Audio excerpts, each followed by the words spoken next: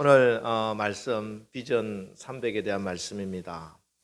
하나님은 온 세상을 사랑하시지만 모든 사람이 다 구원을 받는 것은 아니에요. 또 하나님께서 모든 사람을 다 사랑하시지만 또 모든 사람을 다 쓰시지도 않습니다.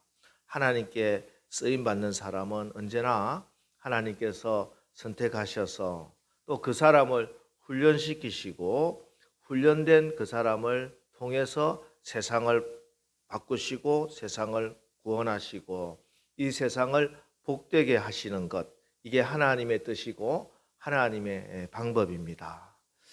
하나님께서 자신에게 준 인생을 찌그러뜨리고 살아가는 사람이 있는가 하면 어려운 여건 가운데서도 최악의 삶의 환경에서도 그 삶을 최선의 삶으로 살아내는 사람도 있습니다. 그런 사람의 공통점이 있는데 그것은 바로 올바른 꿈을 꾸며 긍정적인 삶을 산 사람들입니다. 꿈이 건강한 사람이 건강한 삶을 살 수 있습니다. 그러나 꿈이 천박한 사람은 천박한 인생, 삼류 인생을 살 수밖에 없겠지요. 여러분, 세상은 늘 똑똑한 사람, 잘난 사람을 찾고 그 사람을 사용하지만 하나님은 언제나 올바른 꿈을 꾸는 사람, 그 사람을 찾으시고 그 사람을 사용하시는 줄 믿습니다.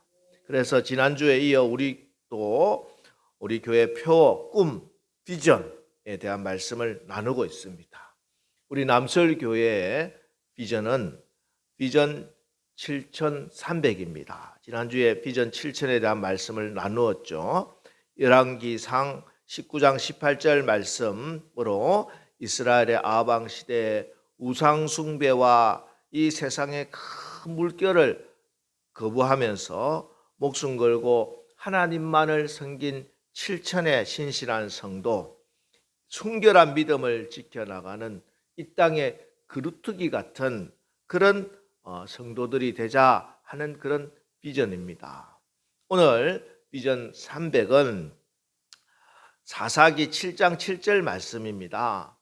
사사시대 기드온 시대에 미디안 연합군 13만 5천 명을 물리친 300명의 기드온 용사처럼 우리가 전심을 다해 사명을 다 감당하자 하는 그런 비전입니다. 기도원 하면은 여기 우리 주일학교 어린이들이 저도 주일학교 다닐 때 아주 신나게 들었던 이야기죠. 300명의 군사로 미디안에 13만 5천 명의 그 군대를 다 물리친 용감한 장군, 기드온 장군. 그러나 사실 하나님이 이 기드온을 찾아왔을 때는 기드온은 용감한 장군도 아니었고 용장도 아니었어요. 포도주 털 속에 숨어서 밀을 타작하고 있는 가장 초라한 모습을 하고 있을 때 하나님께서 기드온을 찾아오셔서 큰 용사여 불러주셨어요. 그리고 내가 너와 함께하리라. 여러분, 오늘 하나님께서도 여러분 각자에게 큰 용사라고 부르시는 줄 믿으시기 바랍니다. 세상이 가지고 있는 기준과 조건으로 여러분이 큰 용사가 되는 것이 아니라 하나님이 지명하여 불렀으니 여러분이 큰 용사인 줄 믿으시기 바랍니다. 큰 용사는 어떤 사람입니까? 하나님이 함께하는 사람. 그 사람이 바로 큰 용사예요.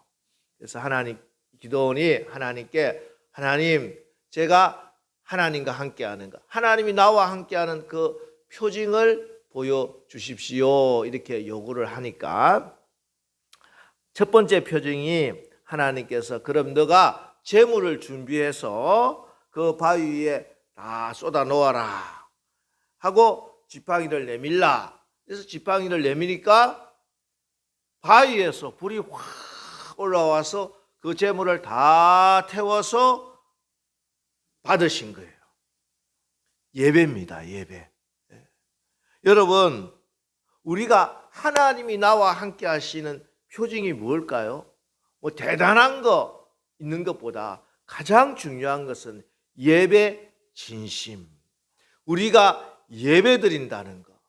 이 주일날 산으로 들로 돌아다니지 않고 시간을 구별하여 거룩한 성전에 나와서 하나님께 예배 드리고 그 예배를 하나님이 받으신다. 이게 임마누엘 하나님, 여러분과 함께하는 표정이 되시는 것을 믿으시기 바랍니다. 올 한 해 특별히 여러분 예배 가운데 하나님이 그 예배를 다 받으심으로 하나님이 함께하는 큰 용사들 다 되시기를 주님의 이름으로 축원합니다. 그리고 둘째 표징은 양털 시험이었습니다. 하나님, 양털에만 이슬이 내리게 하시옵시고 다른 모든 세상에는 이슬이 한 방울도 안 내리는데 하나님 이 양털에만 이슬이 내리게 해 주십시오. 그러니까 정말 양털에만 이슬이 내리는데 쭉 짜니까 한 사활을 이슬을 받을 수 있을 정도로 이슬이 내리고 또한 온 세상에 이슬이 내리는데 내 양털에만 이슬이 안 내리는 그런 표징도 보여주셨어요. 여러분 세상이 어렵고 힘들고 환경이 어떻다고 하더라도 환경을 거스르는 환경을 뛰어넘는 하나님의 은혜와 축복의 주인공 다 되시기를 바랍니다.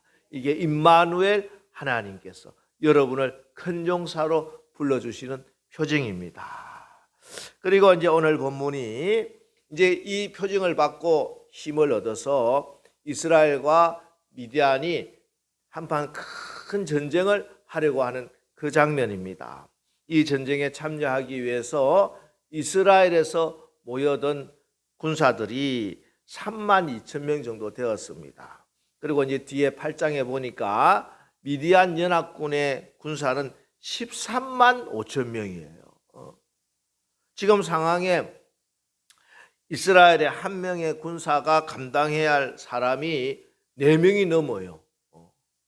만약 이스라엘 군사들이 특별한 훈련을 받았다든지 어떤 특별한 무기가 있으면 그래도 혹 싸워볼까 할 수 있지만 지금 오히려 미디안의 군사들은 기마부대, 낙타부대로 완전히 무장이 되어 있고 이스라엘 군사들은 농사 짓다가 온 사람들이요. 그냥 미디안을 물리치자 해서 그냥 주섬주섬 온 동네에서 여기저기 몰려든 사람들입니다. 예비군 훈련하러 가보면 예비군들이 있어요. 이게 군사인지 군인인지 아저씨인지 모를 어슬렁어슬렁 모여드는 이 사람처럼 도저히 상대가 되지 않습니다.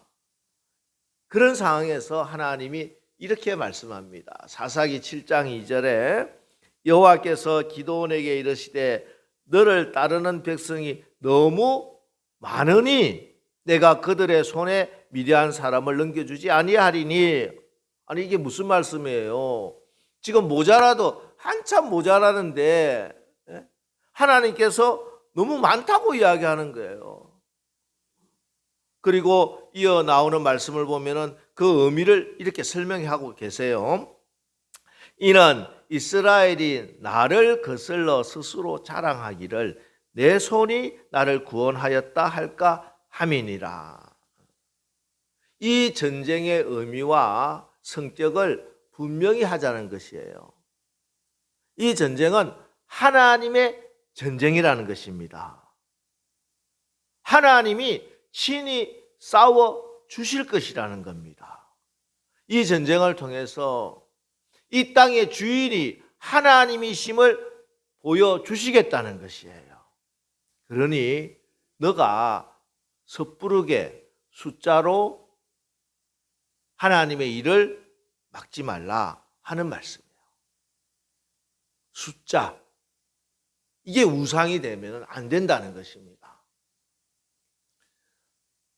고대 그리스 수학자, 철학자 피타고라스라고 하는 사람이 있어요. 피타고라스, 중학교 가면 피타고라스 정리 뭐 이런 걸 배우는데 이 피타고라스는 수학자이기도 하지만 철학자인데 이 사람이 이런 이야기를 했어요. 앞으로 다가올 시대는 가장 강력한 신이 숫자다 이런 이야기를 했어요.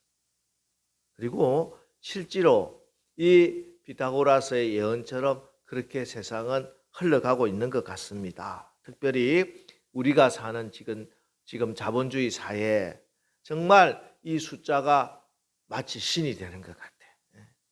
사람들 날마다 숫자를 세웁니다. 특별히 주식을 한다든지 투자를 한다는 분들은 날마다 이걸 보면서 얼마나 올라가는, 빨간색이 됐나 파란색이 됐나, 이게 지금 얼마나 벌었는가 말았는가.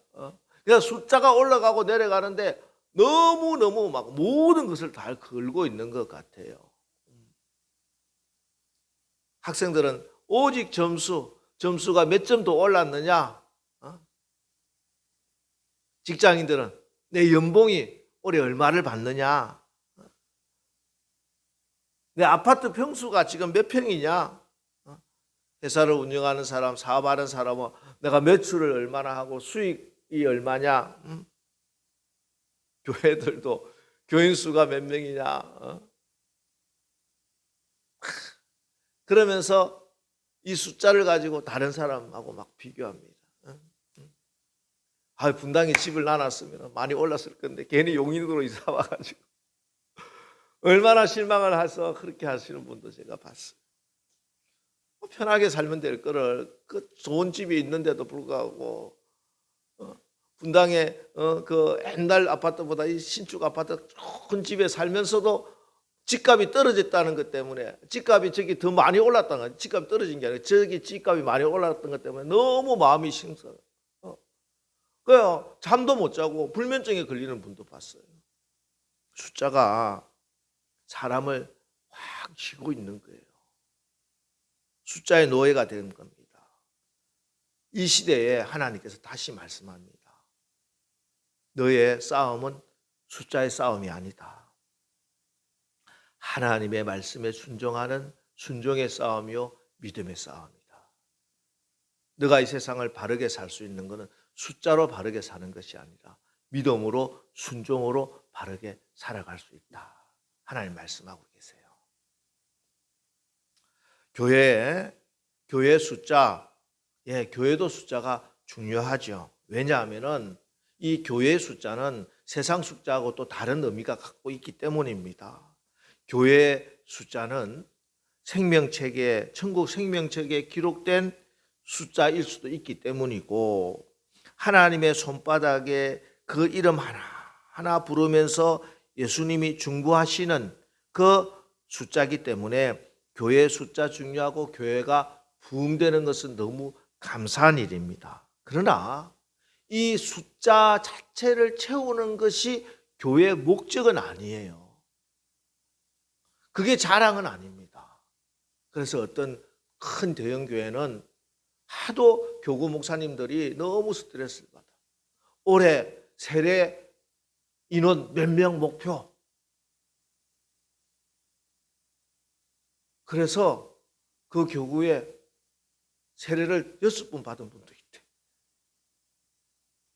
이게 뭡니까? 그렇게 숫자를 채우는 건 아무 의미가 없어요. 정말 숫자는 우리에게 주신 책임의식일 뿐이고 우리의 자랑은 아닙니다. 그냥 감사할 뿐이에요. 혹 하나님이 축복해 주셨다고 하면은. 이 땅에 하나님 나라를 세우는 것은 많은 숫자로 세워지는 게 아니에요. 정말 하나님 앞에 헌신하고자 하는 단 한 명의 헌신자만 있어도 그 한 사람을 통해서 정말 땅에 심겨진 미랄처럼 심겨진 그 한 사람, 생명의 사람 한 사람만 있어도 하나님께서는 그 사람을 통해서 하나님의 나라를 세우시는 줄 믿으시기 바랍니다. 교회가 크다고 교회 재벌이 막 교회 나오면은 권력을 진 장로님이 우리 교회 장로가 되면은 교회가 부흥할까요? 하나님이 원하시는 그 부흥이 일어날 수 있을까요? 당장 눈에는 그럴 듯 보이지만 그렇지 않아요. 절대 그렇지 않습니다. 우리나라에 지금 감리교회가 가장 약한 지역 중에 하나가 부산입니다.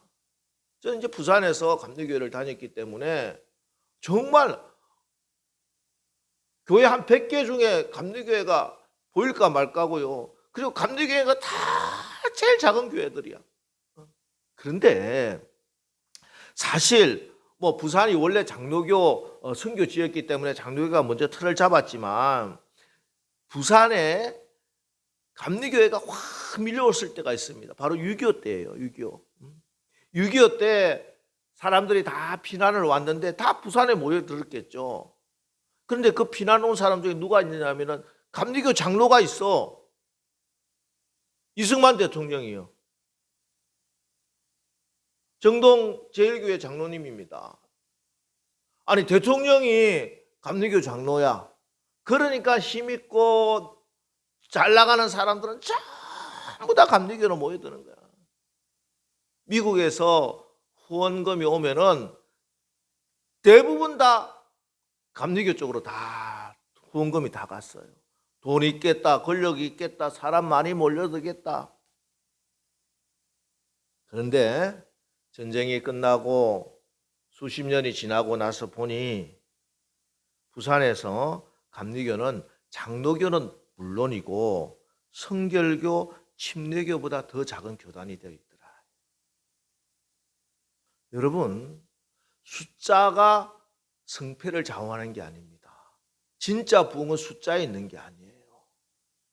숫자와 관계없이 하나님 나라를 위해서 진정으로 전심으로 헌신하는 그 헌신자, 사명자를 통해서 하나님은 하나님의 부흥을 일으키는 줄 믿으시기 바랍니다. 그래서 하나님께서는 다시 더 강군 명령을 내립니다. 3절에 보면은 누구든지 두려워 떠는 자는 길라산을 떠나 돌아가라 하라 하시니 이에 돌아간 백성이 22,000명이요 남은 자가 10,000명이었더라. 기도는 하나님께서 두려워 떠는 자는 가라 그렇게 명령하라고 하니까 그렇게 외치기는 외쳤지만 내심으로 군사들이 이렇게 자원해서 왔는데 가는 사람 한 명도 없을 거야. 장군님, 우리가 죽어도 같이 죽고 살아도 같이 살겠습니다. 그렇게 이야기할 줄 기대했겠죠. 그런데 그 이야기를 듣고 나서 22,000명이 3분의 2가 넘는 사람들이 쑥 빠져나가는 거예요. 갑자기 분위기가 너무 샤는 겁니다. 22,000명이 32,000명 중에 22,000명이 그냥 떠나가는 겁니다. 물론 이들도 처음에는 기도원이 불렀을 때 나도 한번 싸워보자 하고 모여들었겠죠. 그런데 막상 현실을 보니까 이게 그게 아닌 거야. 전장에 딱 나와서 눈을 딱 들어보니까 아니 하나님이 불렀으면 하나님이 뭔가를 막 이게 무기도 하늘에서 막 내리고 막 이렇게 해야지 되는데 그런 건 없고 눈앞의 현실은 자기들은 32,000명 미디안 군대들 낙타 부대 요즘 주면 전차 부대예요. 전차 부대 최신 무기로 그 몽골의 기마 부대 같은 그 무기로 낙타 부대로 무장이 되어 있는 이 사람들이 13만 5천 명이나 딱 버티고 있더라는 거예요. 눈앞의 현실을 보는 순간 베드로가 무리를 걷다가 바다를 바라보고 파도를 보는 순간 두려움이 확 밀려오듯이 이 기도원의 용사들이 두려움이 확 밀려온 거예요. 그렇죠? 여러분 현실을 딱 보면은 우리 가운데도 두려움이 확 밀려올 때가 있습니다. 여러분 올 한 해 우리가 승리하기 위해서 반드시 물리쳐야 될 게 있어요. 그건 바로 두려움을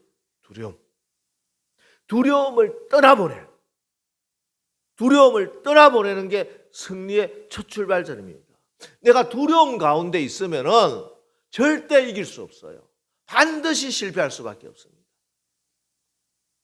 올 한 해 우리의 현실, 눈앞에 나타나는 현실은 13만 5천 명 기마부대처럼 어마무시할 수가 있어요. 이게 현실입니다. 현실을 무시하자는 게 아니에요. 그런데 오늘 하나님 말씀이 계시다는 거야. 두려워 떠는 자는 길라산을 떠나 돌아가라. 올 한 해 여러분 앞에 어떤 두려운 현실이 온다고 하더라도 두려워 떠는 자는 길라산을 떠나 돌아가라. 이 말씀이 기억나시기를 주의 이름으로 축복합니다. 그리고 이 말씀 붙들고 여러분 담대한 믿음을 달라고 기도하면서 여러분 그 두려움을 물리치시고 그 현실을 극복하고 그 현실을 이겨나가는 올 한 해 승리의 삶을 사시기를 주님의 이름으로 축복합니다. 자, 이렇게 두려움을 떠나보냈습니다. 두려움에 떠는 사람이 떠났다는 것은 우리의 공동체 안에 내 마음에 두려움을 떠나보낸 거예요. 남은 사람이 10,000명인데 하나님께서 그 사람들도 많다는 거예요. 13만 5천 명하고 10,000명하고 지금 13대 5, 13.5대 1이야. 하나님께서 너무 많다고 시냇가로 가서 물을 마시게 하고 그 물 마시는 걸 가지고 테스트를 해서 이런 사람은 남기고 저런 사람은 떠나보내라. 뭐 여기에 대한 해석은 많이 있습니다. 그래서 주석을 보면 서너 가지 무릎을 꿇었다는 둥 경계가 됐다는 둥 여러 가지 있지만 중요한 건 그게 무슨 의미인가 보다 더 중요한 거는 이게 물 마시는 것이 테스트였다. 우리가 시험이다. 하나님께서 우리를 달아본다 했을 때 큰 것이 될 수도 있어요. 큰 시험이 될 수도 있습니다. 우상에게 절하지 않아서 풀무불 속에 들어가는 그런 시험이 또 있지만 그런 테스트도 있지만 내가 먹는 음식 사실 다니엘과 세 친구들이 처음에 그 자기의 테스트가 뭐냐면은 먹는 음식이었어요. 그냥 일상생활 그냥 쉽게 넘어갈 수 있는 거. 오늘도 그냥 시냇가에 왔으니까 물 마시는 거 너무나 당연하죠. 그런데 오늘 하나님께서는 이것을 시험으로 테스트를 통해서 하나님이 쓰시는 사람을 뽑아내신다는 거예요. 착하고 충성된 종아, 네가 큰 일에 충성하였기에 간이고 작은 일에 충성하였기에 내가 너를 기뻐하고 너를 사용하고 너를 더 큰 일을 주겠다. 코람데오라고 하는 말씀이 있어요. 코람데오. 데오 하나님 앞에. 하나님 앞에. 언제나 우리가 두려움 물리치고 또 하나 반드시 우리가 지켜나가야 하는 승리의 삶은 하나님 앞에 내가 서 있다 하는 것을 늘 인식해야 된다는 거예요. 한순간도 잊지 말아야 됩니다.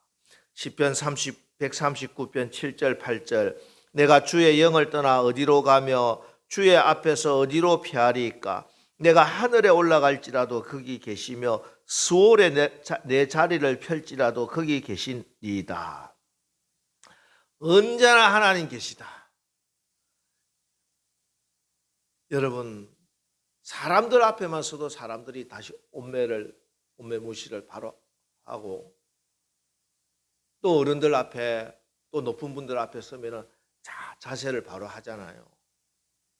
근데 사람 앞에가 아니라 나의 마음의 중심까지 보시는 하나님 앞에 늘 서시기 바랍니다.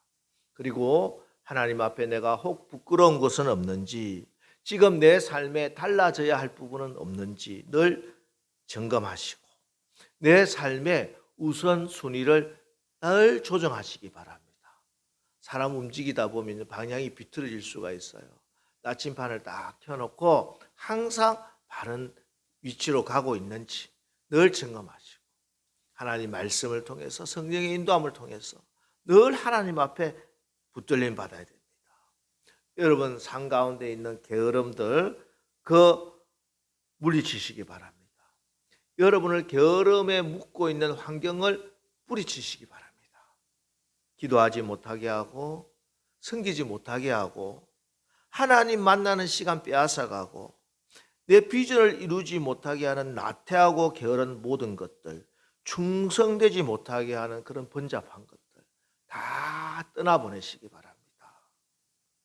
여러분, 올 2025년 한 해 하나하나 하나님이 이거는 돌려보내라, 이건 잘라내라, 이건 포기하라 이렇게 하실 때마다 상황적으로 하나님 이거는 안 되는데요, 돌려보낼 수 없는데요, 포기하면 내가 죽을 것 같은데요, 하지만 그것을 믿음으로 돌파해 나가시기 바랍니다. 그러면 하나님이 일하세요. 하나님의 영광을 보게 됩니다. 왜 그런 줄 아세요? 우리가 결단하고 돌려보내면 이제 하나님의 손이 일할 수 있도록 내가 하나님을 더 의지하고 하나님께 더 기도하기 때문에 그렇습니다. 보세요. 32,000명 중에 10,000명 떠나고 22,000명 떠나고 또 10,000명 중에 9,700명 떠나고 할 때마다 정말 기도원의 마음도 탁탁 내려앉았을 거예요. 그래서 이제 내가 데리고 있는 이 군사가 아니라 하나님께 다 의지하고 더 기도했을 겁니다. 분명히. 그래서 계속적으로 하나님께 기도하고 하나님 또 사인 보내주시고 이런 과정이 계속 나와요. 이 싸움이 정말 하나님이 싸워주셔야 하는 싸움이라는 것이 확신이 될 때까지 하나님은 그렇게 일하신다는 것입니다. 여러분, 하나님은 합리적이고 능력 있고 힘 있는 사람을 통해서 일하시는 게 아니고 믿음의 사람을 통해서 일하신다는 거예요. 여러분, 믿음은요 이론적으로 계산이 되고 이치로 계산될 수 있는 게 아니에요. 그 믿음은 영적인 겁니다. 눈에 보이지 않으나 영원한 세계를 바라보는 것이 믿음이에요. 그래서 맡기면 맡길수록 더 확실해지는 것이 믿음이고, 따지고 계산하면 계산할수록 더 불확실해지고 심해지는 것이 믿음이에요. 만약 믿음을 계산하려 들었다면 아브라함이 순종할 수 있었겠습니까? 여호수아 갈렙이 보고 했던 그 말이 무모한 말이었을 것이요, 골리앗 앞에서는 다윗은 실패하고 말았을 겁니다. 물론 계산은 필요하죠. 그런데 정확하게 계산하라는 거예요. 정확하게.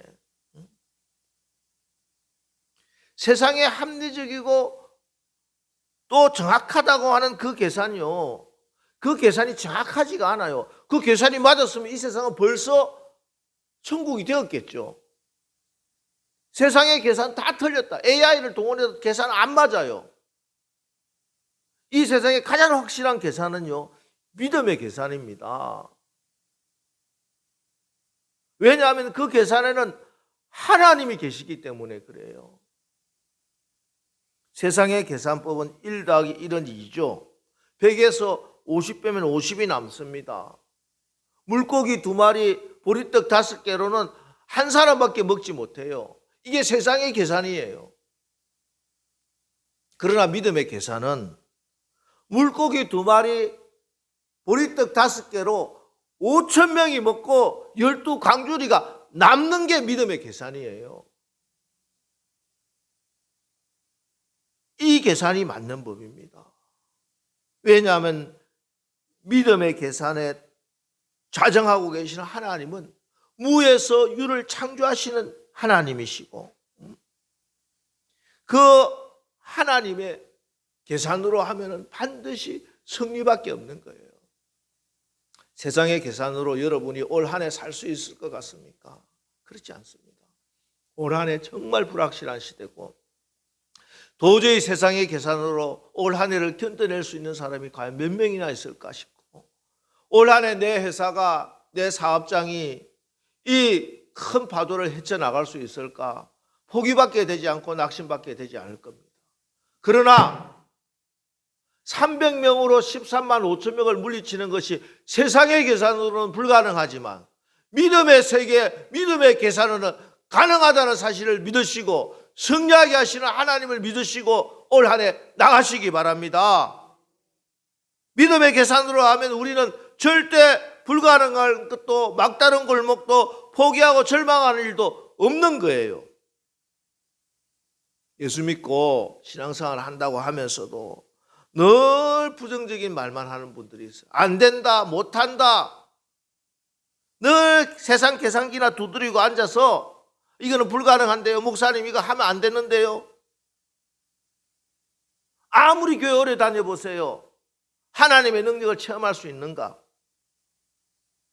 그러나 철저하게 예수님만 바라보고 예수님만 믿고 의지하는 사람은 그 믿음 위에 하나님의 능력이 임하게 하실 것이고 기적과 같은 일들을 바로 오래 체험하게 하실 줄 믿으시기 바랍니다. 여러분, 기적은요, 사람의 손에 달려 있는 게 아니에요. 하나님의 손에 달려 있습니다. 그때 하나님이 요구하시는 게 바로 기적을 일으키는 기적의 씨앗입니다. 바로 돌려보낼 수 있는 믿음이에요.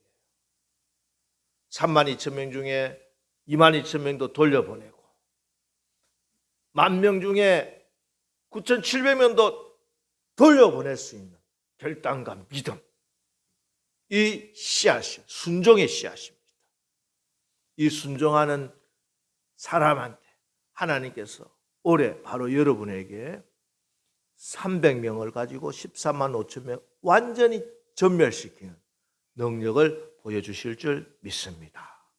여러분, 사명 전심 비전 300의 꿈을 꾸고 나갑시다. 그리고 이 비전에 기도에 눈물을 뿌리고 헌신의 땀을 뿌리십시오.